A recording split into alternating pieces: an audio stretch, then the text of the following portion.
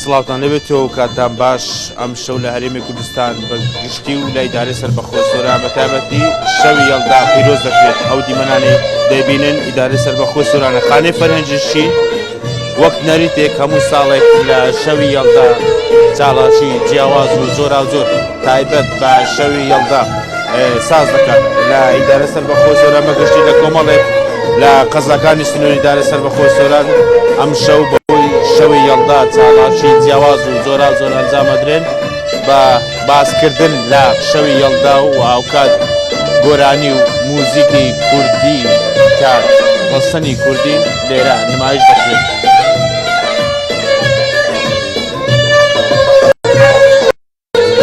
شەوی یەڵدا وەک نەویتێک ساڵانە لە هەرێمی کوردستان یادی دەکرێتەوە. ئیدارەی سەربەخۆی سۆرانیش لە کۆمەڵێک لە قەزا و ناوچەی سنووری ئیدارەی سەربەخۆی سۆران لە شەوی یەڵدا بە پیرۆزی ڕادەگرنەوە یادی دەکەنەوە. گەنج و لاوانی سنووری ئیدارەی سەربەخۆی سۆرانیش بۆ ئەم شەو لە خانەی فەرهەنگی شین یادی شەوی یەڵدا دەکەنەوە.